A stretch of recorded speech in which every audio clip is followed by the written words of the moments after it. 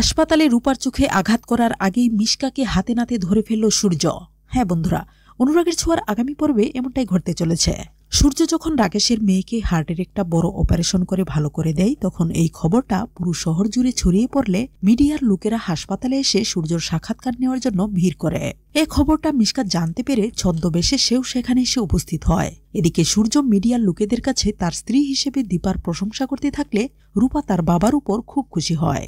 রূপার এই খুশি দেখে মিশকা মনে মনে বলতে থাকে, রূপা, এবার তোমাকে একটা উচিত শিক্ষা দিতেই হবে। তারপর সাক্ষাৎকার শেষ হয়ে গেলে সবাই সেখান থেকে চলে যায়। এদিকে দীপা ভাবে, ডাক্তারবাবু আমাকে এতটা সম্মান করে, আর আমি কিনা ভগবানের মতো মানুষটাকে আঘাত দিয়েছি। এসব ভেবে সূর্যকে একটা ফোন দেয় দীপা। সূর্যও দীপার ফোন পেয়ে খুব খুশি হয়। দীপা বলে, ডাক্তারবাবু, আপনি বুকের মধ্যে এত কষ্ট থাকা সত্ত্বেও শুধু আমাকে খুশি করার জন্য রাকেশের মেয়ের এত বড় একটা অপারেশন করলেন। ধন্যবাদ ডাক্তারবাবু।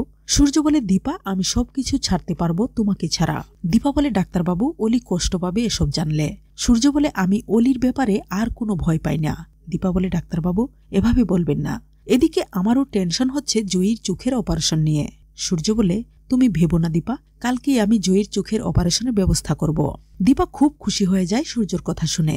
পরদিন সকালবেলা জয়ীকে নিয়ে সূর্যর কথা মতো সবাই চলে আসে হাসপাতালে। জয়ী দীপাকে বলে, মা, আমি চোখের দৃষ্টি ফিরে পেয়ে সবার আগে তোমাকেই দেখতে চাই। দীপা বলে, হ্যাঁ মা, তুমি ঠিক দেখতে পাবে, কোনো ভয় পেও না, শুধু মনে সাহস রেখো।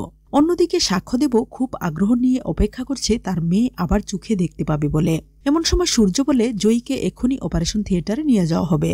এদিকে মিশকা রূপার ক্ষতি করার জন্য ছদ্মবেশ ধরে হাসপাতালে এসে উপস্থিত হয়ে রূপাকে কোন ডাক্তার অপারেশন করবে তা জানতে পারে। তারপর খুব তাড়াহুড়া করে ডাক্তারকে অনেক টাকা ঘুষ দিয়ে বলে, অপারেশন আপনি নন, আমি করব।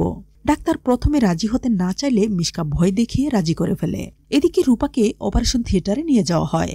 তারপর মিশকা মুখ ঢাকা অবস্থায় অপারেশন থিয়েটারে ঢুকে পড়ে। দরজা বন্ধ করে মিশকা রূপার কাছে গিয়ে বলে, রূপা, তুমি কোনোদিনও দেখতে পাবে না, আমি চিরদিনের মতো তোমার চোখের দৃষ্টি নষ্ট করে দেব।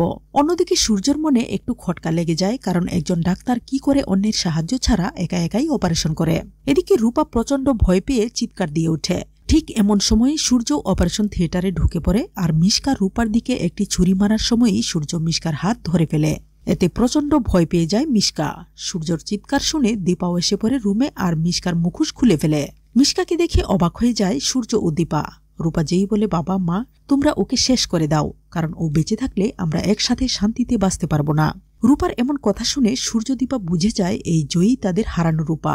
তো বন্ধুরা, তোমরা তো এটাই চাও, এভাবেই যেন মিশকাকে হাতে নাতে ধরে ফেলে সূর্য এবং উপযুক্ত শাস্তি দেয়, আর সেই সাথে সোনারূপাকে নিয়ে আবারও একসাথে থাকতে পারে সূর্য ও দীপা। জানিয়ে দাও কমেন্ট করে। ধন্যবাদ।